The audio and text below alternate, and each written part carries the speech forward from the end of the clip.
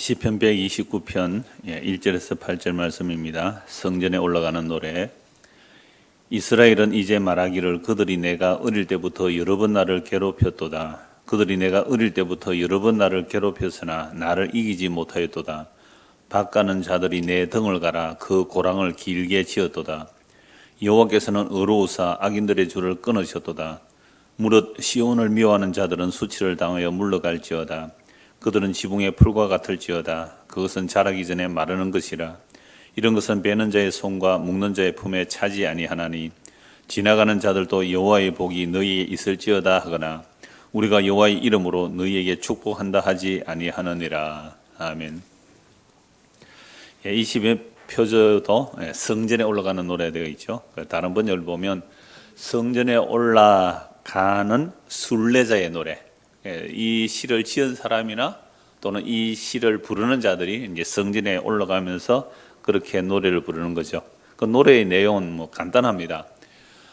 내가 어릴 때부터 여러 번 그들이 나를 괴롭게 했다. 그러니까 이스라엘은 이제 말하기를 그들이 내가 그 이스라엘을 누구로 대입시키고 있어요? 나.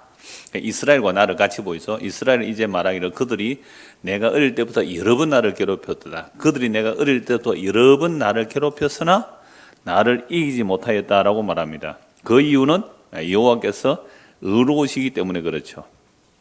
그래서 밭가는 자들이 내 등을 갈아 그 고랑을 길게 지었도다. 어릴 때 나를 괴롭히는 게 이제 이렇게 표현을 하는 겁니다. 그러나 여호와께서 의로워서 악인들의 줄을 끊으셨다. 무릇 시온을 미워하는 자들은 수치를 당하여 물러갈지어다. 그들은 지붕의 뜰과 같을지어다. 그것은 자라기 전에 마르는 것이라. 이런 것은 베는 자의 손과 묶는 자의 품에 차지 아니하나니 지나가는 자들도 여호와의 복이 너에게 있을지어다 하거나 우리가 여호와의 이름으로 너에게 축복한다 하지 아니하느니라. 이렇게 간단한 내용이 됩니다. 자, 여기서 제가 간단하게 한 번 더 말씀을 요약해서 말씀드렸습니다만은 방금 이렇게 읽을 때에 여러분들 이 시편 129편을 볼 때에 누구에게 나를 대입해서 읽습니까? 내가 어려서부터 여러 번 나를 괴롭힘을 당했다. 내가 피해자다. 또 그들이 나를 괴롭혔다 하니까 그들. 그러니까 여기는 피해자가 있고 가해자가 있잖아요. 그럼 나는 이 시편을 읽을 때에 방금 2번 읽었습니다. 노래도 했고 3번이잖아요. 그렇다면 이걸 읽을 때에 나를 가해자의 입장에 두었습니까? 피해자의 입장에 두었습니까?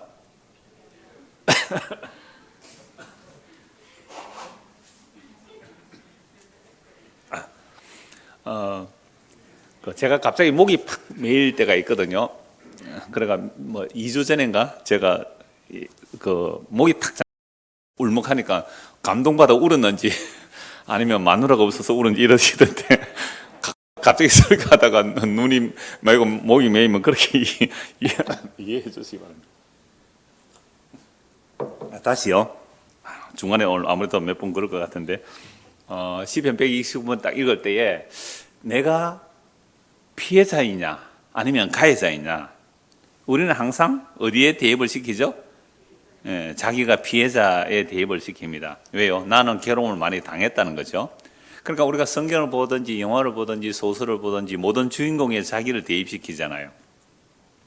그런데 이런 판단 자체가 사실은 죄임을 사람들은 의식을 못합니다. 항상 주인공 편에 나를 세우는데 그게 항상 옳다고 주인공 편에 자기를 세우는데 이게 죄라는 사실을 모른단 말이에요. 왜 그러냐면 이미 우리는 이후의 후손들이에요. 창세기 3장 이후에 선악과 따먹은 이후의 후손들이기 때문에 우리 안에 나도 의식하지 못하는데 이미 태어나면서부터 아니 엄마 뱃속부터 우리는 선악을 누구 중심으로 판단해요? 내 중심으로 판단해요. 그래서 야곱이 형님이 먼저 나가려면 어떻게 해요? 배 안에서 다리 잡아 당기잖아요. 못 나가게 지가 먼저 나오려고. 이게 인간이에요. 발꿈치 잡은 자. 뱃속부터 지 살아남으려고요. 경쟁한다는 거야. 배 안에서 쌍둥이 있으면요. 싸운다고요. 그러니까 에서와 야곱은 이란성 쌍둥이입니다. 그죠? 많이 달랐으니까. 일란성 쌍둥이가 이란성 쌍둥이가 되는데요. 뱃속에서 서로 싸우고 있다 이 말이죠. 그러니까 우리가 영화를 보든지 소설을 보든지 심지어 성경을 봐도 항상 자기를 주인공 편에 두는 겁니다. 이게 사실은 선악과 따먹은 후손의 특징들이죠. 근데 이런 것이 여러분 죄입니다. 이런 것이 죄입니다라고 이제 우리 교회에서 이렇게 말을 하잖아요. 근데 이런 교회에 우리가 모였어요. 그런데도 불구하고 교회 다니는 사람들이요. 제가 많은 사람들 이야기를 듣잖아요. 어떤 두 사람이 싸웠어요. 그럼 항상 뭐라 그래요? 자기가 피해자고 상대방이 가해자래요. 그래서 교회는요, 피해자만 있고 가해자는 한 명도 없어. 말 잘 안 통하는 겁니까, 지금? 교회는 전부 다 자기가 상처 입었대. 도대체 전부 상처 입은 누가 상처 준 거예요? 자기는 상처 준 줄 모르는 거예요. 자기의 한 행동, 표정 하나가 상대방의 상처를 줬는데도 불구하고 자기는 피해자라고 생각하지 가해라고 생각 안 하는 겁니다. 그래서 이런 성경을 볼 때에 또는 모든 성경을 볼 때에 성령이 임해야만 자기가 가해자인 줄 알고 성령이 임해서 성경을 봐야만 모든 죄가 자기 죄임을 아는 거예요. 왜 그러냐면요. 예수님 말씀하셨거든요. 내가 성령을 보낸다. 성령을 보내면 성령께서 죄와 의와 심판에 대해서 세상을 책망한다. 우리가 평소에 가지고 있는 죄의 개념, 의의 개념, 심판의 개념을 이제 책망한다는 거죠. 그래서 죄에 관하여라 하면 너희가 나를 믿지 아니하며, 즉 예수를 믿지 않는 것이 죄라고 책망하죠. 그럼 예수를 믿지 않는다는 말은 오늘 본문과 같은 성경을 보면서 자신은 뭐라고 보는 거예요? 피해자로 보는 거죠. 그건 성령이 임하지 않아서 성경을 보는 거예요. 성령이 임하게 되면 자기가 피해자가 아니고 자기가 가해자임을 안다는 거죠. 그 가해자임을 알 때에 주여 내가 가해자군요 하고 회개하고 예수를 믿을 거 아닙니까? 그런데 이 본문을 보면서 예수를 안 믿는다는 말은 나는 피해자이기 때문에 나는 예수님 오셔서 내 원수를 갚아줘야 돼. 이렇게 성경을 본다면 이건 예수님 오면 예수님 죽일 자란 말이에요. 이렇게 성경을 보기 때문에 유대인들이 예수를 죽였다는 거죠. 그러니까 성령이 임하지 않고 성경을 보면요, 회개하지 않을 뿐만 아니라 자기에게 피해를 준 자들을 생각하면서 내 원수 갚고야 말 거야. 우리 주님 오시면 내가 원수 갚고야 말 거야. 이렇게 말하는 거잖아요. 그러나 정말로 성령이 임한 자들은요, 모든 성경을 통하여 자기 죄가 어떠함을 알고 회개하고 예수님을 믿게 되죠. 그래서 그렇게 예수를 믿는 사람들 중에 정말 성령이 충만하면 어떻게 할까요? 예수님 같은 경우에는 주여 저들의 죄를 사하소서 저들이 알지 못하고 행하나이다. 스데반 집사도요. 예수님은 그렇다 합시다. 근데 스데반 집사도 뭐라 그래요? 자기를 향하여 돌을 던지는 자를 향하여 주여 저들의 죄를 용서하소서라고 하거든요. 그럼 우리가 성경 읽을 때는요, 정말 기도하고 읽어야 해요. 왜냐하면 모든 성경이 하나님의 감동으로 기록됐잖아요. 모든 성경이 하나님의 감동으로 기록되어 있어요. 그리고 모든 성경이 예수님을 증거하고요. 그래서 베드로전서 1장에 보면 모든 성경이 그리스도를 증거하는데 믿음의 결국은 곧 영혼의 구원을 받습니다. 이 영혼의 구원에 관하여 구약의 선지자들이 부지런히 살펴서 그리스도의 고난과 그의 영광을 어떠한 때를 다 기록해 놓았다. 그래 모세오경과 선지서와 시편에서 그리스도에 대한 고난과 죽음과 부활과 영광 이 내용을 다 기록해 놨다. 누가 임하여? 그리스도의 영이 임하여. 그리스도의 영이 임한 거예요. 시편 129편을 기록한 사람이 그리스도의 영이 임하여 그리스도의 고난과 그리스도의 영광과 또 그리스도께서 하실 일을 드러냈다 이 말이죠. 근데 성경을 그렇게 안 보면 129편 이것만 쫙 읽으면 나는 어릴 때부터 내가 많이 괴롭힘을 당했는데 메시아가 오면 그들을 완전히 심판해 버릴 거야 라는 식으로 대입을 한단 말이죠. 그러나 정말 성령이 임하여 이 말씀을 보면 내가 오히려 가해자이고 여기에 정말 피해를 입은 자가 누구냐? 예수님이 보여지는 거죠. 그래서 보면 1절에서 2절을 다시 보십시오. 이스라엘은 이제 말하기를 그들이 내가 어릴 때부터 여러 번 나를 괴롭혀줬다. 그러니까 이스라엘은 단체를 말하지만 내가 또 개인으로 말하고 있잖아요. 그러니까 여기서 말하는 화자, 나, 시편 129편을 기록한 나는 이스라엘 전체일 수도 있는 거죠. 나일 수도 있고 이스라엘 전체도 일 수 있습니다. 이걸 다른 말로 하면 5절에 보면 시온으로도 말하죠. 시온. 그러니까 예루살렘, 이스라엘, 시온, 나 이거 다 같은 개념으로 보는 거죠. 자, 그러니까 이스라엘은 말하기를 내가 어릴 때부터 여러 번 그들이 나를 괴롭혔다. 내가 어릴 때부터 여러 번 나를 괴롭혔으나 나를 뭐 하지 못했다고요? 이기지 못했다라고 말합니다. 그러니까 이기지 못했다라는 말, 이기지 못했다는 말은 여호와 하나님께서 의로우시기 때문에 그들이 나를 이기지 못했다 그렇게 되어 있어요. 4절에 보시면 여호와께서는 의로우사 악인들의 줄을 끊으셨도다. 그러니까 1절, 2절을 한 달로 나누면 어릴 때부터 그들이 나를 괴롭혔지만 그들이 나를 이기지 못한 이유가 3절, 4절에서는 여호와의 의로우심으로 답을 하고 있는데요. 3절, 4절도 같이 보십시오. 밭 가는 자들이 내 등을 가라. 그 고랑을 길게 지었도다. 여호와께서는 의로우사 악인들의 줄을 끊으셨도다. 그러니까 악인들이 이렇게 여기서 말하는 이스라엘 또는 내라고 표현된 이 의인들이라고 할 수 있죠. 이런 자들을 수도 없이 괴롭혀서나 그들이 이기지 못하였다. 이기지 못한 것은 여호와의 의로우심 때문이라고 말씀하고 있죠. 그러니까 여호와의 의로우심 때문에 그들이 이기지 못했다. 여기서 여호와의 의로우심이라는 인간의 기준이 아닙니다. 하나님의 자기 언약을 따른, 하나님의 자기 약속을 따른 그 택한 백성들을 의롭다고 하시는 일에는요, 세상이 볼 때는 불합리해요. 세상의 윤리 도덕으로 보면 불합리하다고요. 아니, 몇 사람 예를 들면요, 여러분 아벨, 가인이 먼저 태어났죠. 아담과 하와에서 가인, 아벨. 똑같이 하나님께 제물을 드렸는데 아벨은 받아주시고 가인은 안 받아주셨잖아요. 이건 하나님의 일방적인 선택입니다. 왜냐하면 이미 에덴 동산에서 추방된 인간들은요, 죄인들이에요. 죄의 삭은 사망이고요. 그냥 그들에게서 하나님께서 받아주셔야 할 의무가 없는 거예요. 왜 죄인 것을 받아주세요? 죄인 것을 받아주신다는 것은 하나님의 일방적인 용납하심이거든요. 제가 종종 말씀드립니다. 우리가 하나님께 아무리 멋들어진 예배를 드린다 할지라도 받고 안 받고는 누구에게 달린 거예요? 하나님께 달린 거예요. 내가 이렇게 이 멋들어지게 예배를 드리는데 이 수요일까지 예배 드리는데 하나님 안 받아주시면 하나님이 잘못됐지요 라고 하는 생각이 누구 생각이라고요? 선악과 따먹은 우리의 생각이거든요. 그게 가인 생각이 거예요. 그러니까 하나님께서 아벨을 받아주니까 가인이 어떻게 해요? 죽여버리잖아요. 그러니까 의의 기준이라는 것은 우리가 정하는 게 아니에요. 성경에서 가인과 아벨을 통하여 뭐가 의인지를 보여주거든요. 예수님도 말씀하셨잖아요. 아벨의 피로부터 성전에서 피 흘린 사갈의 피까지 이 시대가 돌아가리라. 그럼 예수님을 죽인 것이 그 후손들이 다 그렇게 했다 이 말이잖아요. 가인과 아벨 말이 아니죠. 이스마엘과 이삭을 보십시오. 이스마엘, 아브라함이 혈과 육으로 낳은 자식, 언약이 없는 자식, 그 이스마엘이 언약으로 태어난, 약속으로 태어난 이삭을 괴롭히잖아요. 이걸 갈라디아서 4장 29절은 육체로 난 자가 성령으로 난 자를 괴롭힌다라고 말씀하거든요. 그러면 성령으로 난 자가 아벨이에요. 성령으로 난 자가 이삭이란 말이죠. 그런 것처럼 육체로 난 자는 하나님의 언약을 받지 않은 자들이 괴롭히는 거예요. 그랬을 때에 하나님의 약속을 따라 난 자들이 비약속의 사람들에서 고난을 겪는 일이 아주 당연해요. 왜 그렇다고요? 예수 그리스도의 영이 임했기 때문에 그래요. 그래서 중간에 그리스도를 두면 구약에서 예수님까지 그리스도의 영이 임한 자들이 이 역사 속에서 뭘 당해요? 고난을 겪는단 말이에요. 고난을. 예수님으로부터 재림 때까지 모든 성도들, 구약의 성도들이나 신약의 성도들이 그리스도의 몸이기 때문에 당연히 고난을 당해요.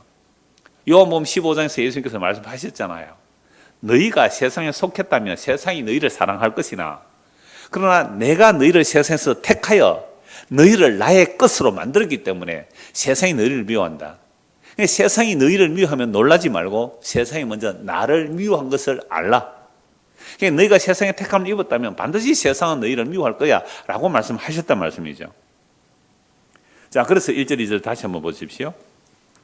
이스라엘은 이제 말하기를 그들이 누구죠? 비언약의 사람들이, 힘 있는 사람들이, 세상에 힘 있는 내 이스라엘과 내가 연결되죠. 언약의 백성들을 어릴 때부터 여러 번 괴롭혔다는 거죠. 그들이 내가 어릴 때부터 여러 번 나를 괴롭혔으나 나를 이기지 못했다라고 말씀합니다. 그럼 어떻게 괴롭혔나요? 밭 가는 자들이 내 등을 갈아 그 고랑을 길게 지었도다. 그럼 밭 가는 자들이 고랑을 내 등을 갈아서 그 고랑을 길게 지었다. 그럼 등에 밭을 가는 자들이 쟁기로 고랑을 세웠다. 이는 좀 과장법이죠. 그런데 이게 무슨 말이냐면 여러분 평평한 밭을 쟁기로 갈면 뭐가 생겨요? 고랑이 생기잖아요. 고랑이 생긴다고요. 푹 파인 곳을 고랑이라 그러고 또 옆에 또 갈면 또 고랑이 생기고 그 가운데 뭐가 생기죠? 높아진 그걸 뭐라 그래요? 우리 청년들 알아요? 누가 이랑이라고 했어요? 청년들 알아요? 어찌 알아요? 농사도 안 지은 사람이? 그게 맞아요. 그리고 올라온 부분은 이랑이라 그러고 움푹 파진 것은 고랑이라 그래요. 씨는 어디에 뿌려요? 고랑이에 뿌려요? 이랑에 뿌려요? 그거 잘 몰라요. 예? 고랑이 뿌리면 다 썩어요. 이랑에 뿌려야 돼요. 그래서 흙을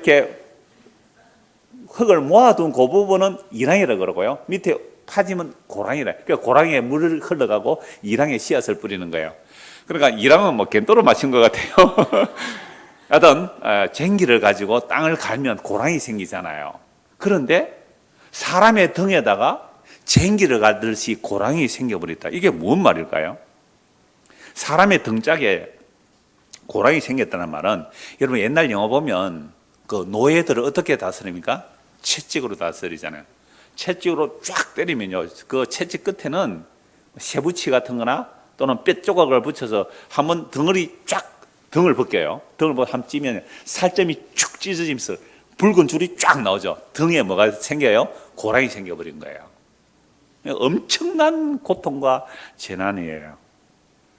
그러니까 우리 등짝이 봄에 밭을 가면 고랑이 생기는 것처럼 상처가 길게 생기는 거죠. 그러면 여호와께서 어려우셔서 악인들의 줄을 끊으셨다라고 하는데, 이 등에 고랑이 생긴다. 어릴 때에, 그죠? 어릴 때 여러 번 괴롭혀서 그 괴롭힘이 밭 가는 자들이 내 등을 갈아 그 고랑을 길게 지었다라고 말하는데요. 전에 번역에서는 이렇게 말하고 있잖아요. 그 내 등에 가라 그 고랑을 길게 지었다. 그러니까 그냥 매 맞은 게 아니에요. 채찍에 등이 쫙 찢어져서 그냥 고랑이 줄줄이 나 있다는, 등에 줄줄이. 자, 그러면 다시 1절을 보면, 이스라엘은 이제 말하기를 그들이 내라는 것이 이스라엘이고 이스라엘 곧 내가라는 화자가 되죠. 그러면 이스라엘이 어릴 때는 언제가 이스라엘이 어릴 때일까요? 이스라엘이 국가로 출발할 때가 어릴 때겠죠.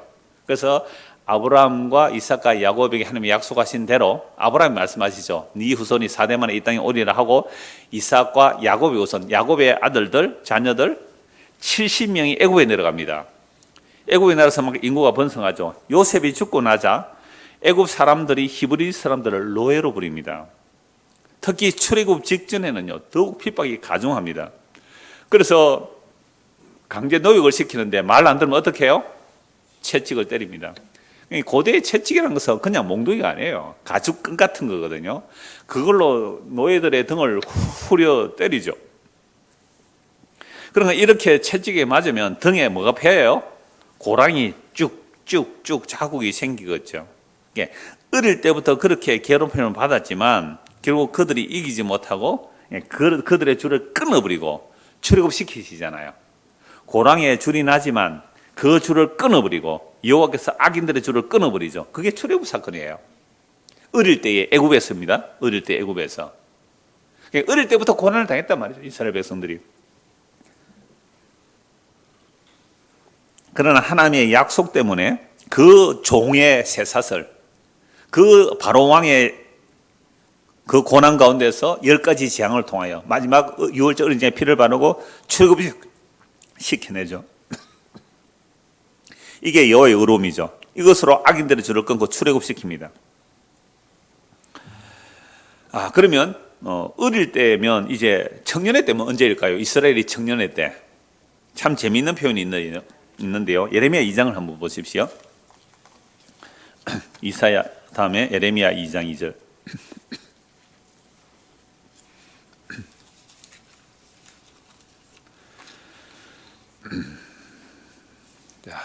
예레미야 2장 1절 2절 보겠습니다. 여호와의 말씀이 내게 임하니라. 이르시되 가서 예루살렘의 기에 외칠지니라. 여호와께서 이와 같이 말씀하시기를 내가 너를 위하여 네 청년 때의 인애와 네 신혼 때의 사랑을 기억하노니 곧 씨 뿌리지 못하는 땅 그 광야에서 나를 따랐음이니라. 자, 이스라엘은 여호와를 위한 성물 곧 그가 소산 중 첫 열매이니 그를 삼키는 자면 모두 벌을 받아 재앙이 그들에게 닥치리라. 여호와의 말씀이라. 그러니까 이스라엘 백성이 출애굽에서 광야 40년을 건넌 그때를 뭐라고 해요? 청년이래요.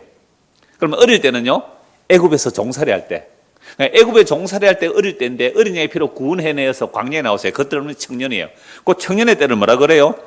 신혼 때라 그러잖아요. 그럼 하나님께서 그 어린 그 이스라엘 국가를 유월절 어린 양의 피로 바르고 출애굽 시켜 광야에 나와서 시내산 앞에서 뭘 맺어요? 언약을 맺잖아요. 그럼 시내산에 언약을 맺는 요게 뭐예요? 결혼하는 거 아닙니까? 하나님이 남편이고 이스라엘의 신부가 되는 거예요. 어릴 때 어린 양의 피로 불러내셔서 시내산 앞에서 결혼했단 말이에요. 결혼. 그러니까 하나님의 신부를 건드리면 하나님이 어떻게 해요? 가만히 안 두잖아요. 그럼 아브라함이 아내 두 번이나 팔아먹어도 하나님이 지켜주잖아요. 그죠? 이삭도 아내 팔아먹으니까 하나님께서 지켜주잖아요. 그런 것처럼 이스라엘 자체가, 이제 국가라는 이스라엘 자체가 어릴 때 애굽에서 불러내어서 청년의 때는 광야예요. 그러니까 광야 산에서 결혼식을 하는 거예요. 그래서 내가 너를 위하여 청년의 때 이내와 내 신혼 때 사랑을 결혼하라. 제가 전에 이 말씀할 때 그랬잖아요. 이스라엘 백성은요, 어릴 때에 애굽에 있었을 때도 음행했다고 나와요. 행음했다고. 에스겔서에 나와요. 애굽에 있을 때도 가슴이 눌림받은 행음했다 그래요. 우상숭배했다는 거죠. 광야에서도 우상숭배했다 그래요. 약속의 땅에서 우상숭배. 근데 왜 이 광야에서 네가 청년 때에 이내와 네 신혼 때의 사랑 기억하노라 이렇게 말씀하실까요? 광야는요, 말을 안 들으면 죽어요. 구름기둥, 불기둥의 인도를 안 받으면 죽는단 말이에요. 구름기둥 벗어나면요, 더워서 죽고요.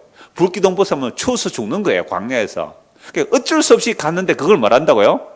네 청년 때의 인애와 네 신혼 때의 사랑을 기억한다 그렇게 말씀하세요. 그러니까 하나님께서 강제로 몰아가면서도 그걸 우리의 사랑을 본다는 거죠. 별로 감동이 안 되는 것 같았으면 넘어갑시다. 그러니까 우리가 이 정도예요. 우리가 이 정도라니까요. 우리가 뭐 말씀에 순종해서 간다고요?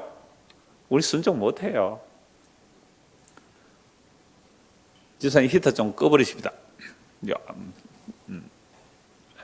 네, 뒤에서 겁니다. 네.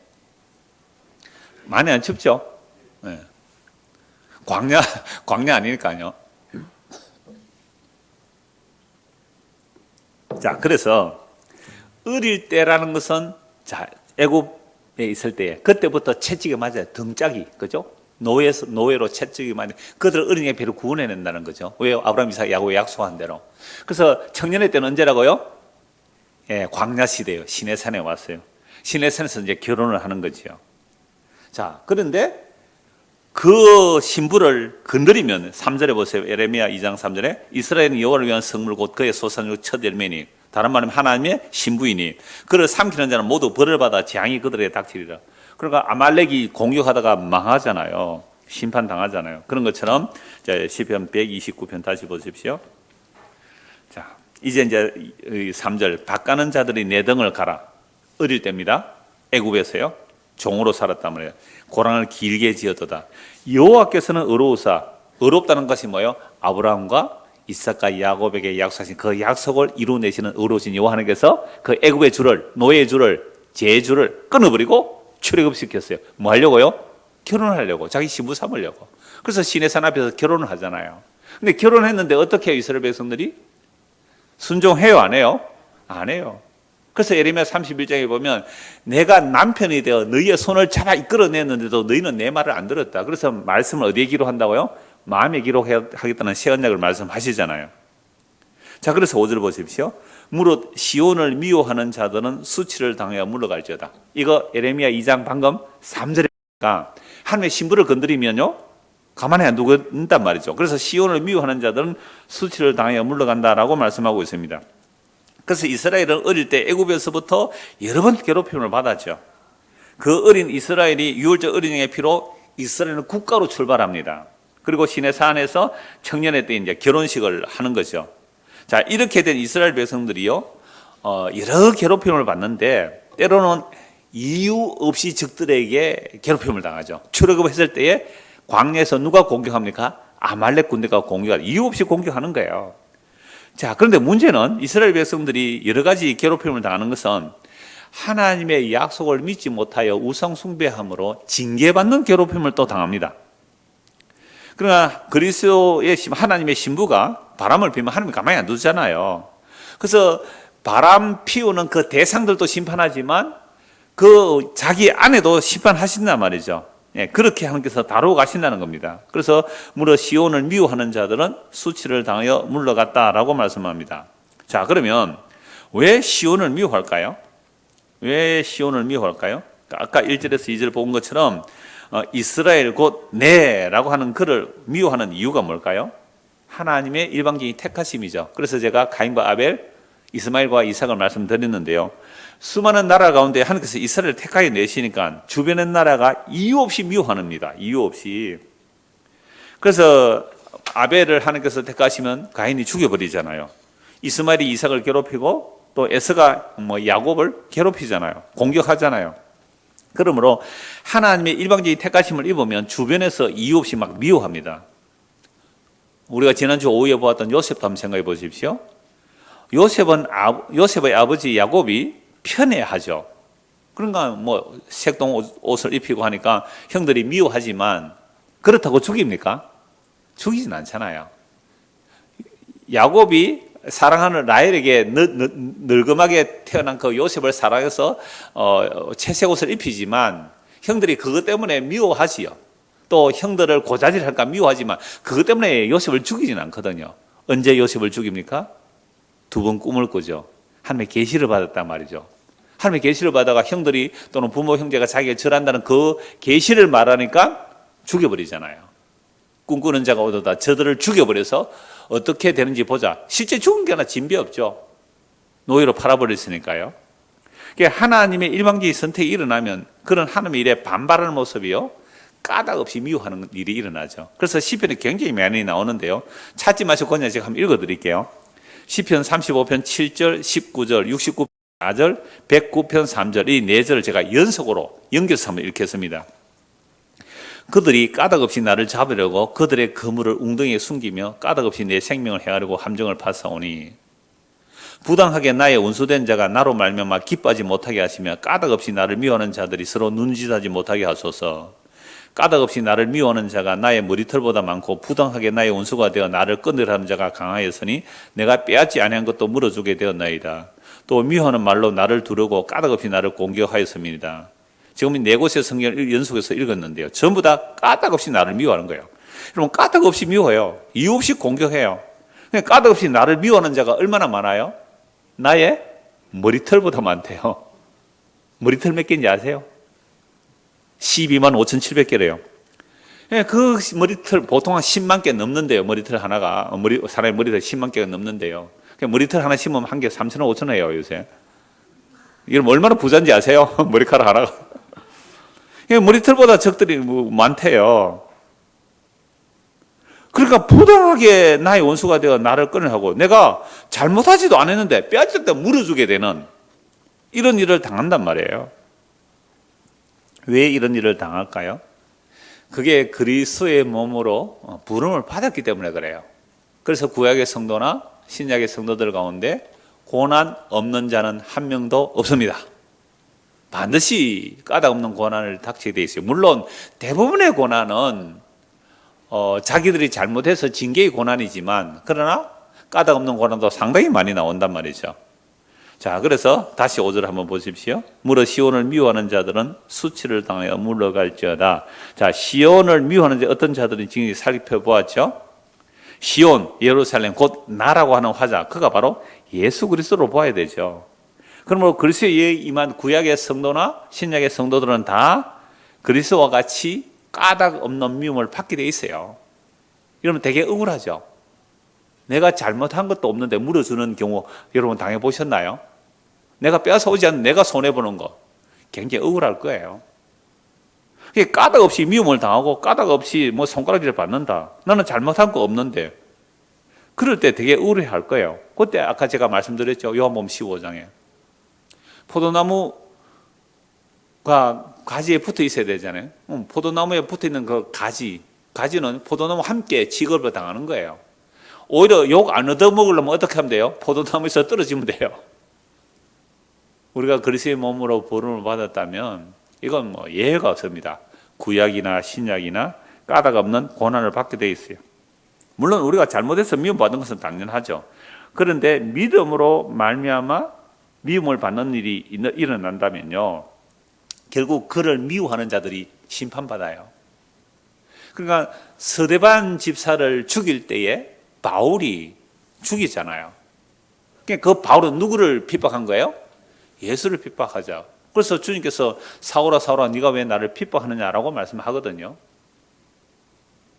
그래서 베드로 사도도 그래요. 하나님의 집에서 심판이 시작되는데 복음을 믿지 않는 자들은 얼마나 더 심판을 받을까? 또 바울 사도도 그러죠. 하나님의 공의로운 표라는 거죠. 우리가 복음 때문에 핍박을 받는다면 그 핍박 받는 자들은 하나님께서 의라는 것으로 갚아주시지만 핍박하는 자는 심판으로 갚아주신다. 이게 하나님의 공의라 그랬잖아요. 그러니까 구약만이 아니에요. 신약에도 그리스도인으로서 까닭 없는 고난을 반드시 받는다고 말씀하는 겁니다. 그래서 5절에서 8절 전체를 다시 한번 보겠습니다. 무릇 시온을 미워하는 자들은 수치를 당하여 물러갈지어다. 그들은 지붕의 풀과 같을지어다. 그것은 자라기 전에 마르는 것이라. 이런 것은 베는 자의 손과 묶는 자의 품에 차지 아니하나니 지나가는 자들도 여호와의 복이 너에게 있을지어다 하거나 우리가 여호와의 이름으로 너에게 축복한다 하지 아니하느니라. 자, 시온을 미워하는 자들. 그러니까 예루살렘, 이스라엘이라는 국가가 출발할 때 애굽이 종으로 막 부리잖아요. 종으로. 광야에 나왔습니다. 약속의 땅에 들어갔단 말이죠. 그러니까 주변의 강대국들이 계속해서 이스라엘을 공격합니다. 물론 잘못해서 공격받는 것이 훨씬 많지만 까닭 없이 공격한단 말이에요. 그 이유가 뭐라고요? 시온을 미워하기 때문에 그래요. 그러니까 시온을 미워하는 자들은 세력이 강합니다. 아무리 세력이 강해도 하나님 보실 때는 그들은 뭐가 되는 거예요? 지붕 위의 풀과 같아요. 아수르가 쳐들어와요. 아람 군대와 북이스라엘 베가 왕이 아람과 연합해서 남유다를 쳐들어오잖아요. 아하스 왕이 발발발 떱니다. 너무 두 강대국이 오니까 북이스라엘 남유다 그때는 컸겠죠. 그러니까 더 강대국 아람 군대하고 연합해서 쳐들어오니까 남유다 아하스 왕이 발발발 떨. 삼림의 나무가 부르르 떨리듯이 그 바람에 나무가 떨리듯이 발발발 떨고 있단 말이에요. 그러니까 상대방은 너무너무 커요. 강해요. 그런데 하나님께서 이사야를 통해서 뭐라고 말씀합니까? 그 두 나라는 뭐에 불과하다? 부지깽이 끝에 붙은 불도 아니고 연기예요. 부지깽이 알아요? 이랑은 알았는데 아까? 부지깽이는요, 불을 뗄 때 나무 짝대기예요. 불을 이렇게 저렇게 잘 붙도록 하는 게 부지깽이거든요. 그 부지깽이 끝에 불이 붙은 것도 아니고 뭐예요? 불이 꺼져버리고 연기만 나는 부지깽이란 말이에요. 아무리 힘없는 곧 사그라지는 두 부지깽이, 연기 나는 두 부지깽이 뿔인데 아송은 벌벌벌 떨죠. 표적을 구하니까 못 구하겠습니다. 못 가는 게 믿음이 없어서 못 가는 거예요. 그래서 하나님께서 친히 징조를 주신 게 뭐예요? 보라, 처녀가 잉태하여 아들을 낳을 것이니 그 이름을 임마누엘 하리라. 그 징조를 주시잖아요. 이사야 7장 14절 말씀에. 그러니까 시온을 미워서 공격하는데 그들이 그렇게 강한 나라처럼 보일지라도 하나님 보실 때는 뭐예요? 지붕 위의 풀과 같아요. 그냥 자라기 전에 마르는 거죠. 만약 곡식이라면 추수하는 자들이 이걸 베어서 손으로 베고 품에 안고 이렇게 가야 되잖아요. 곡식단을 안고 가야 되는데 손에 차지도 않는다는 거죠. 품에 차지도 않는다는 거죠. 왜? 열매가 하나도 없다는 겁니다. 아무리 크고 강한 나라들도요, 세상이 볼 때는 와 힘있고 대단하다 싶지만 하나님 보실 때는 그거 뭐예요? 마른 풀이에요. 외치라. 무엇을 외칠까요? 인생은 풀이라. 그 인생의 영혼은 풀의 꽃과 같다. 풀이 만들고 있으면 꽃이 떨어진다. 주의 말씀은 영원하다. 이 말씀을 전하라는 거죠. 그게 이사야의 말씀 아닙니까? 그러면서 열방은 한 방울 통에 물보다 못하다는 거죠.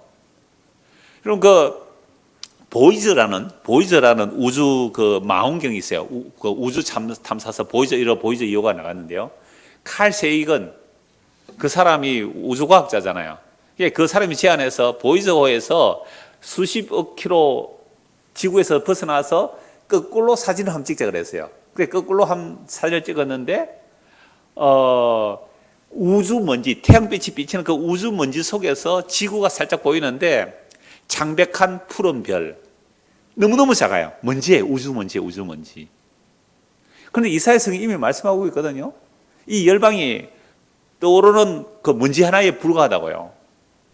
한 방울 통에 한 방울 물 같다고요. 그런데 이 지구의 가장 강력한 제국이라 할지라도 하늘 보실 때는요, 먼지예요. 지붕 위에 있는 풀과 같아요. 제가 그 양지에 그 신학대학원 다닐 때 점심 시간에 저는 혼자 이렇게 잘 어디 아무 때나 가는 기질이 있어서 혼자 옥상에 올라가세요. 시간 좀 남을 때. 그 옥상에 가서 강의동 옥상에 가니까요. 슬럽 아니에요. 근데 한쪽 구석에 명아주가 몇 폭이 풀이 자라 있는 거예요. 명아주 이만해요. 제법. 명아주 아시잖아요. 그 어릴 때는 나무도 해먹고 이게 자라면 좀 크게 잘 자라면 너무 단단해지면 가벼워서 노인네들 지팡이도 한다 그러던데요. 이 명아주 나물이 있는데 이만큼 컸어요. 그런데 뭐에 뿌리를 내고 컸을까요? 그 옥상 먼지가 사이에 있는데 그 먼지 요만큼 먼지 요만큼 두께에 그 풀씨가 날아서 자라는 거죠. 걔들요 곧 말라 죽을 거 아니에요. 세상의 최고의 강대국이라도 하나님 보실 때는 뭐예요? 풀이에요. 풀. 이렇게 낫으로 베면요 손에 거둘 게 없어요. 품에 안고 갈 게 없단 말이에요. 그래서 이런 것은 베는 자의 손과 묶는 자의 품에 차지 않는다라고 말씀합니다. 악인이 아무리 형통하고 대단한 열매가 있어 보여도요 주님께서 추수하시면 그 아무것도 없는 풀이라는 거죠. 우리가 지난주에 본 대로 이사야 33장 11절에 보면 결을 잉태하여 뭐요? 짚을 해산한 같은 표현이에요. 우리가 애써서 정말 해산의 고통으로 뭔가 나았는데 이게 뭐라고요? 짚이에요. 짚, 풀, 근초. 마른 풀에 불과 마른 풀에 불과하는 거죠. 그러니까 그들은 지붕의 풀과 같을지어다 그것은 자라기 전에 말라버리는 거죠. 그러므로 지나가는 자들도 8절입니다. 지나가는 자들도 여호와의 복이 너에게 있을지어다 하거나 우리가 여호와의 이름으로 너에게 축복한다 하지 아니하느니라. 여러분 추수하면 지나가는 사람 어떻게 말해요? 야 여러분들 복 받으세요. 풍년 드세요. 이렇게 한다고요. 룻기서를 보아도요. 지나가서 축복한다고요. 타작하면. 근데 지나가는데 타작마당에 타작을 한데 보니까 뭐예요? 이거 저주받은 거예요. 그래서 누구도 여호와의 복이 너에게 있을지어다 하거나 우리가 여호와 이름으로 너희를 축복한다 그 말을 할 수 없을 정도의 뭐예요? 심판받았다 이 말입니다. 어떤 나라가요? 세상에 힘있고 강한 나라가 약하고 보잘것없는 자를 괴롭혔는데 그 시온 보잘것없는 시온을 괴롭혔는데 오히려 그 강대국들이 다 흩어지고 망해버렸잖아요. 이집트가 지금 어떤 나라가 되어 있어요? 이집트가 그 세계 최고의 강국이 이집트가 어떤 나라가 되어 있어요? 세계를 호령하던 바벨론족이 어디가 있습니까? 먼지 때문에 서 있어요. 아수르가 어디가 있어요? 헬라족이 어디 있고 로마족이 어디 있습니까? 그러면 이스라엘의 그 육체적 강함을 말한 게 아니에요. 그 2000년 전에 미움받아 죽임당한 예수 그리스도로 인하여 복음이 선포된 그 예수 믿는 자들은요 망할 수가 없어요. 무너뜨릴 수가 없어요. 어느 나라도 무너뜨릴 수가 없다 이 말이죠. 그래서 결국 시온을 미워하는 자는 예루살렘을 미워하는 자고 곧 나라고 한 나라고 예수 그리스도를 미워하는 자는요 축복받지 못하고 이 마른 풀과 같고 영원한 심판을 받고 영원한 복을 받지 못한다 이 말입니다.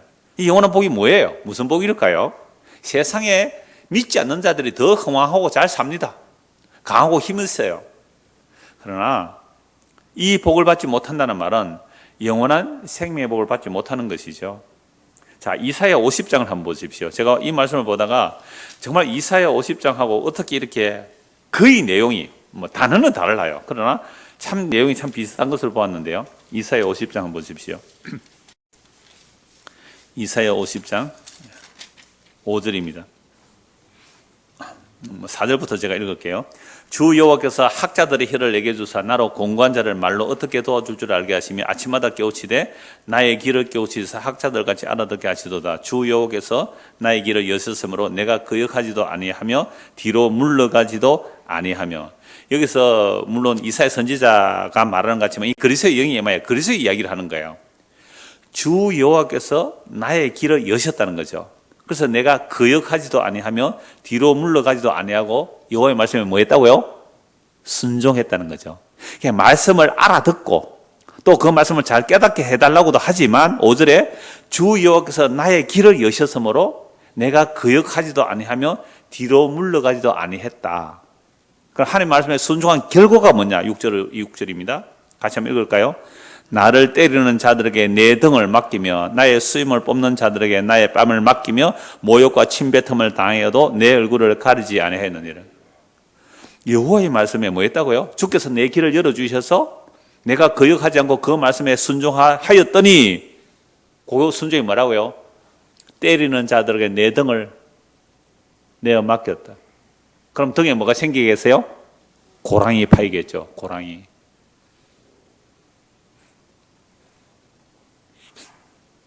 그 박진희 씨가 제가 시편 목상에 보여줬다 그러잖아요. 여기서도 주님의 등에 파인 고랑, 피가 흐르는 고랑 그런 표현을 했어요. 그게 이사야 50장 그대로 나와요. 내가 주의 말씀에 순종했더니 내 등을 때리는 자들에게 내어 맡긴 거예요. 자, 어릴 때 언제라 그랬어요? 애굽에 있을 때죠. 어릴 때, 애굽에 있을 때. 청년의 때는 언제라고요? 광야에서. 그 때리는 맡기며 나의 수염을 뽑는 자들 나의 뺨을 맡기며 예수님 뺨 맞았죠? 십자가 지기에 뺨을 맞았잖아요. 눈을 가리고 뺨을 때렸어요. 그 얼굴에 침을 뱉었어요. 이게 주님이 순종이에요. 내가 등에 고랑이 파여지고 내가 수염에 뽑히고 뺨을 맞고 내가 침뱉음을 당해야 되는데 죄 없는 하나님의 아들이 그 고난을 당했다 이 말 아닙니까? 시편 129편은 단전히 이스라엘의 이야기만 아니고요. 우리의 얘기만 아니라 예수님의 얘기인 거죠. 그래서 주 여호와께서 나를 도우심으로 내가 부끄러워지 아니하고 내 얼굴을 부시드로 같이 굳게 하였으므로 내가 수치를 당하지 아니할 줄 알아. 이렇게 엄청난 수치를 당하는데 수치를 당하지 않는데요. 이게 무슨 말일까요? 여러분 지옥이 어떤 것이에요? 영원한 수치를 당하는 곳 아니에요. 영원한 수치를 당하고. 왜? 죄 용서가 없기 때문에 죄를 용서받지 못하면 영원한 수치를 받는 거예요. 그래서 시편 129편에 내가 등에 고랑을 팠지만 그러나 주께서 그들을 끊어주셨다 이 말을 하는 거잖아요. 저는 이사야 50장하고 시편 129편하고 너무 일치가 된 것을 깜짝 놀랐습니다. 자, 8절 나를 의롭다 하시는 이가 가까이 계시니 나와 다툴 자가 누구냐? 나와 함께 설지어다. 나의 대적이 누구냐? 내게 가까이 나올지어다. 보라 주 여호와께서 나를 도우시리니 나를 정죄할 자 누구냐? 보라 그들은 다 옷과 같이 혀지며 좀이 그들을 먹으리라. 옷과 같이 혀지며 좀이 그들을 먹어버리면요, 무명옷 좀 먹어버리면 형태가 있는데 바사삭 사그러져. 손으로 잡으면 옷이 무명옷. 옛날에 그 무명으로 된 옷은요 좀 먹어보면 사그러져요. 그래서 농안에 뭘 넣어놔요? 좀약을 넣잖아요. 요즘 좀약 넣을 필요 없습니다. 요새 나이론이라서 그 좀이 못 먹어요. 무명옷 좀약을 넣는 이유가 좀 못 먹게 하려고요. 여기 아까 시편 129는 뭐 같아요? 지붕 위에 풀과 같아요.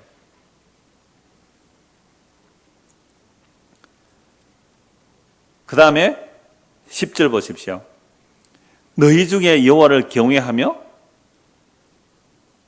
그의 종이 목소리를 청종하는 자가 누구냐? 흑암 중에 행하여 빛이 없는 자라도 여호와의 이름을 의뢰하며 자기 하나님께 의지할지어다. 보세요. 여호와를 경외하며 주의 목소리를 청종하는 자는 지금 뭐 아래 행한다고요? 흑암 중에 행하여. 그래서 사람들이 볼 때는 야, 저 사람 왜 저렇게 저주를 받나? 아니 등에 고랑이 팔 정도로 매를 맞고 있어요. 종이잖아요.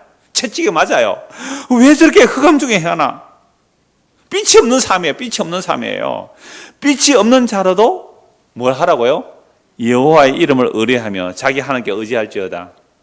여러분들이 이런 형편이라면 여호와 하나님 의지하겠어요? 욕하고 도망가겠어요? 이게 불가능해요. 불가능해요. 누가 이러는데 여호와 하나님 의지하고 주를 따라가겠어요? 우리는 불가능해요. 다 도망가요.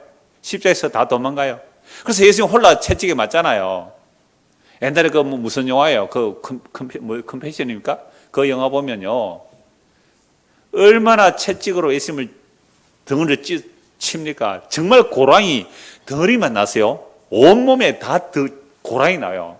그 특히 덩어리에 채찍 맞을 때요, 등에 고랑이 파였다. 등에 고랑이 파였다고요.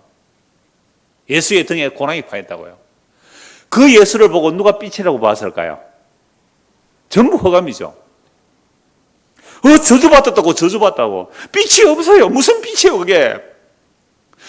아까 이사야 50장에 등을 내어 맡기니까 수염을 뽑고 뺨을 때리며 침을 뱉고 등에 고랑을 파고 있는데 그게 무슨 빛이에요? 그 어둠이에요. 그러니까 흑암 중에 행하여 빛이 없는 자라도 예수님 자기에게요, 여호와의 이름을 의뢰하며 자기 하나님께 의지할지어다. 어느 누가 그런 주님을 의지해요? 예수님만이 의지한 거예요. 이사야 53장에 그가 채찍에 맞음으로 우리가 나음을 입었도다. 그가 찔리면 우리의 허물 때문이라. 그가 삼 우리의 죄악 때문이라. 그가 채찍에 맞으면 우리가 나음을 입었다는 거죠. 그 시편 129편이 이사야 50장과 이렇게 너무 일치가 돼요. 그 십자가 상고가 너무 같이 연결되는 거죠. 그러면서 11절 보십시오. 보라, 불을 피우고 햇불을 둘러 띈 자여, 너희가 다 너희의 불꽃 가운데로 걸어가며 너희가 피운 햇불 가운데로 걸어갈지어다. 너희가 내 손에서 얻을 것이 이것이라. 너희가 고통 있는 곳에 누우리라. 그러면 11절에 막 햇불 들고 있는 자들은 어떤 자들이에요? 심판받는 자들이에요. 막 빛 가운데 있는 것처럼 보이잖아요. 근데 그 불 가운데로 들어가서 너희가 그곳에서 고통 중에 누울 것이라. 지옥 간다 이 말입니다. 야, 이거요. 예수를 믿는다는 삶이 이 역사 속에는 어떻게 보여요? 어두움으로 빛으로 보여요. 너 예수 믿는 게 왜 그래? 너 예수 믿는서 왜 그렇게 형편없어? 어두움과 빛으로 보여요. 근데 영원히 심판받을 자는 세상에 햇불 든 자로 빛으로 보인다는 거예요. 그래서 시편 129편 요 손가락 여기 두시고요. 한 번 더 보십시오. 시편 129편 끝에 보시면 7절에 이런 것은 베는 자의 손과 묶는 자의 품에 차지 아니하도다. 자, 지나가는 자들도 여호와의 복이 너희 있을지어다 하거나 우리가 여호와의 이름으로 너희의 축복하지 아니하느니라. 그러니까 결국은 어릴 때부터 얻어터진, 등에 고랑이 파도로 얻어터진 그 이스라엘로 표현된 예수 그리스도. 자, 그분을 얘기하잖아요. 근데 그를 괴롭힌 애굽이라든지 바벨론이라든지 수많은 주변의 강대국들은요, 그냥 마른 풀과 같이 멸망한다는 거죠. 그래서 그들은 축복을 못 받죠. 자, 그렇게 두고요. 다시 이사야 50장 10절 보십시오. 너희 중에 여호와를 경외하며 그의 종의 모습을 청종한 자가 누구냐? 예수님이잖아요. 진짜 흑암 중에 갈릴리 나서서 무슨 선한 것이 나오겠느냐? 그 소리 듣잖아요. 정말 침뱉음 당하고 등에 고랑이 파여지고 그 모독을 당하는, 누가 봐도 흑암 중에 해야죠. 빛이 없는 자예요. 그러나 여호와의 이름을 의뢰하며 자기 하나님께 의지할지어다. 그리고 10절에서 나의 하나님 나의 어찌하여 나를 버리시나이까 라는 그것조차도 뭐예요? 여호와를 의뢰하는 행위예요. 그랬을 때에 11절 이걸 이제 우리 개역보다는 세번역으로 읽으면 좀 더 선명해서 제가 세번역으로 한번 읽어드릴게요. 너희가 모두 불을 피우고 햇불을 들고 나섰지만 너희가 피운 그 불에 너희가 탈 것이며 너희가 들고 나선 그 햇불에 너희가 소멸될 것이다. 내가 직접 이 형벌을 너희에게 내리고 너희는 이 고문을 견뎌야 할 것이다. 이 지옥 간다 이 말입니다. 그러니까 이 세상이 빛이다, 성공이다, 형통이다, 복이다 말한 그것들, 그 햇불들을 두고 이게 빛이다, 경제를 살려야 된다, 뭐를 가져야 된다, 뭐가 돼야 된다, 역사의 진보, 민주가 어떻고 뭐가 어떻고 온갖 세상의 이야기를 다 하지만 그게 햇빛이다, 빛이다 하고 있지만 그 햇불에 너희가 탈 거야. 그 햇불에 너희가 탈 거야. 너무너무 무슨 말씀 안 해요? 우리가 이 땅에 살아서 온갖 진리라는 것들 많아요. 이게 빛이다, 이게 진리다, 이게 옳은 일이다. 연일 뉴스가 무슨 얘기예요? 모든 뉴스들이 뭐야? 이쪽은 자기가 진리다, 이쪽은 자기가 진리다 그러잖아요. 진보가 보서 그렇게 싸우는 거 아닙니까? 둘 다 그들의 든 햇불에 그들이 탈 거예요. 너무나 선명합니다. 근데 우리는 어느 햇빛에 좋아요? 어느 빛을 좋아해요? 너무너무 무서워요. 흑암 중이에요. 아이고 집사님 예수 믿는다고 살림살이 좀 나아졌어요? 예수 믿는다는 말이 몸은 좀 건강해요? 어떻게 형편이 그래요? 당신이 보니까 빛이 아니에요. 어둠이에요. 예수님은 이 세상의 빛이라 그랬는데 예수 믿는 당신도 세상의 빛이 돼야 되는데 그래서 맨날 세상의 빛과 소금 되자고요. 그 빛과 소금이 뭐예요? 세상과 구별됨이에요. 세상과 전혀 다름을 얘기해야 돼요. 근데 세상에서 신앙의 명문가 되고 뭔가 이런 것으로 빛을 내자고요. 그건 세상이 들고 오는 강도들이 오는 햇불에 강도들이 여러분 예수님 잡을 때 강도들이 뭘 들고 와요? 햇불 들고 와요. 로마 군병들이 성전을 지키는 그 군인들이 햇불 들고 예수님 잡으러 왔다고요. 그러면 잡혀가는 예수는 어둠이에요. 햇불은 누가 들고 있어요? 정치와 종교의 지도자들이 햇불 들고 예수를 잡아가요. 예수는 캄캄한 어둠입니다. 등을 내주고, 주의 말씀에 등을 내주고, 등에 고랑이 파인다고요. 등에 고랑이. 침뱉음 당하고 얼굴에 침을 당하고 그 채찍에 맞으면서 나의 하나님 나의 어찌하여 나를 버리시니까 죽어가는 그 흑암, 그 빛 없는 그 세상에서 주님을 의지하는 것, 이게 십자가에서 다 이룬이에요. 누가 그 앞에 주여 당신이 하나님의 뜻을 다 이뤘군요 할 자가 누가 있을까요? 모두가 가짜 빛에 달려가죠. 정치라는 빛에 달려가고요, 종교라는 빛에 달려가고요. 그 정치와 종교가 힘을 합하여 진짜 예수님을 죽였는데요. 정신 차리세요. 우리의 눈을 열어, 우리의 길을 열어 주의 말씀을 보게 하시고 듣게 하소서. 빛을 어둠이라고 어둠을 빛이라 하는 자들을 화 있을진저. 얼마나 선지자들이 말씀하고 있어요.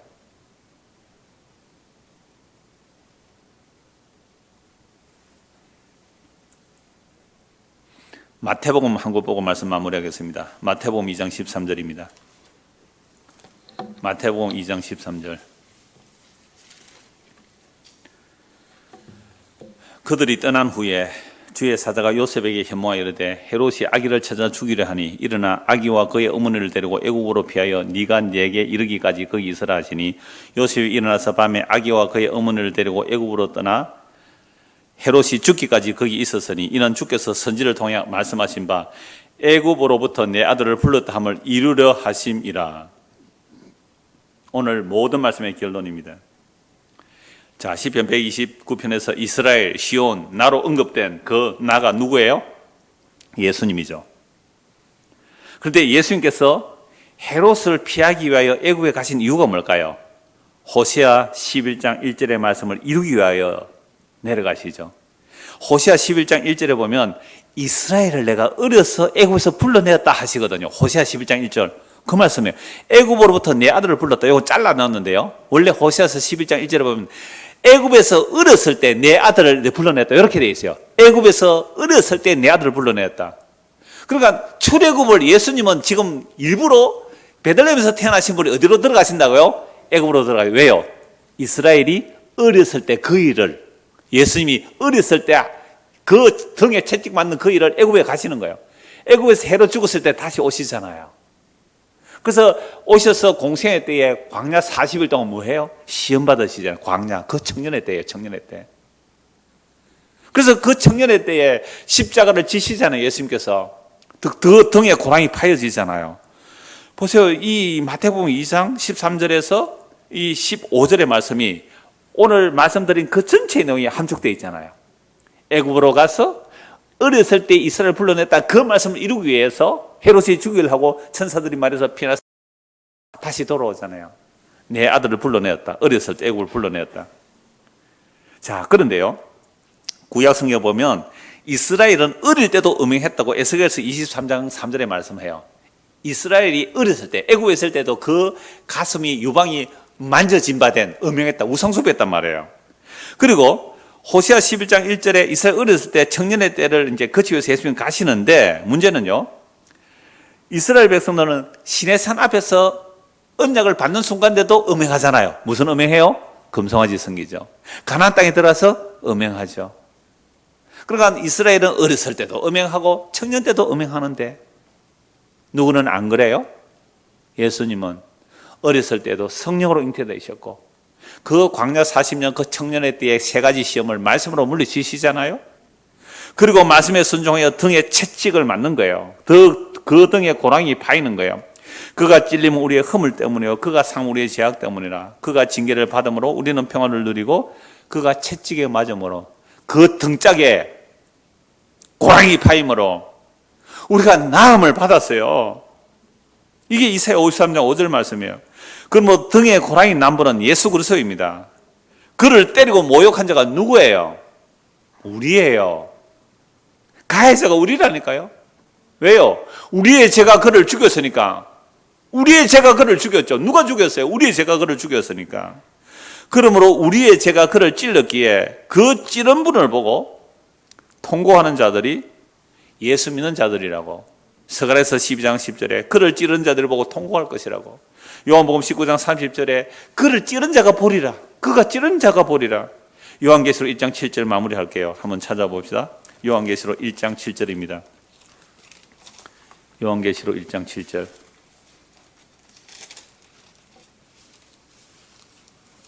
볼지어다 그가 구름을 타고 오시리라. 각 사람의 눈이 그를 보겠고 그를 찌른 자들도 볼 것이요. 누가 찔렀다고요? 우리가 찔렀죠. 우리의 죄가 그를 찔렀잖아요. 그래서 스가랴서 12장 10절에 보면 그들이 찌른 그를 보고, 우리가 예수를 찔러 죽였단 말이에요. 그를 보고 독자를 잃은 것처럼 애통하는 자들, 그들은 구원받는 자들이에요. 근데 그 예수를 보고 캄캄한 흑암이라고 어둠이라고 침뱉고 저주하며 돌아서면 그들은 아까 자기들이 든 등불에 자기들이 빛처럼 그 빛과 함께 영원히 지옥 가서 불에 탈 거라 이 말이잖아요. 성경 어렵습니까? 쉽습니까? 너무 쉬워요. 너무 선명해요. 근데 어렵게 얘기하는 이유가 뭘까요? 가짜 빛에 속고 있어서 그래요. 가짜 복에 속고 있어서 그래요. 캄캄한 흑암과 어둠인데 그 등짝에 고랑이 파여지는 그 예수님이 참된 빛으로 누가 알 수 있느냐 말이에요. 성령이 임하지 않으면 그거 못 봐요. 그래서 요한계시록 1장 7절 볼지어다 그가 구름을 타고 오시리라. 각 사람의 눈이 그를 보겠고 그를 찌른 자들도 볼 것이요 땅에 있는 모든 소속이 그로 말미암아 애곡하리라. 그러하리라. 아멘. 그러니까 이 역사 속에서 십자를 보고 내가 당신을 찌른 자입니다. 내가 당신의 등에 고랑을 낸 사람입니다 하고 회개하는 자는 구원받는 자들이고요. 예수님의 이 빛 앞에서 오히려 세상 빛으로 예수님을 믿지 않고 세상의 빛들 진리로 알고 세상의 것들을 진리로 아는 자들은요, 주님 오시는 그날에 진짜로 뭐 하게 된다고요? 그때 애곡하면 끝이에요. 그건 심판받는 거예요. 그러니까 주님 오시기 전에 이런 말씀을 통하여 내가 주님의 등짝에다가 고랑을 낸 내 죄가 그렇게 하였군요 하고 그 주님을 바라보며 회개하는 자들은, 이 역사 속에서 회개하는 자들이 영원한 생명에 이르는 복을 받을 것이고, 그렇지 않고 웃기고 있네. 그런 십자가 어디 있느냐, 그런 하나님 어디 있느냐 하는 자들은 자기들이 빛이라고 하는 그 빛이 원래 어둠인데 그 관계 영원히 불탈 거라고 말씀하잖아요. 찬송가 이런 찬송이 있죠. 이 세상의 것들, 이 세상의 재물만 사랑하다가 이 세상 불탈 때 너도 타겠구나. 그럼 그 찬송이 이런 내용과 다 연결되는 것이죠. 그래서 오늘 저와 여러분들이 등에 난 그 고랑, 십자가 지신 그 주님의 채찍 맞음이 내가 그를 찔르고 내가 그를 채찍을 휘둘렀는데 그가 우리를 용서하셨다는 이 복음 앞에 회개하고 예수 믿는 은혜가 우리에게 임하기를 소원합니다. 기도하겠습니다. 하나님 아버지, 우리는 빛을 어둠이라고 보고 어둠을 빛이라고 보고 왔습니다. 주의 성령이 임하여 이제 참된 빛과 어둠이 무엇인지 분별하게 하시고 흑암 중에 있고 캄캄한 어둠 속에 있을지라도 주를 의지하라고 하신 그 말씀을 따라 십자가로 다 이뤘다는 예수님만이 참된 우리의 빛이며 길이며 진리며 생명을 믿고 살아갈 수 있도록 은혜를 더하여 주실 뿐만 아니라 그 십자가를 바라보며 애통하는 애곡하는 일들이 이 역사 속에 일어날 수 있도록 은혜를 베풀어 주시옵소서. 예수 그리스도 이름 받들어 기도드리옵나이다. 아멘.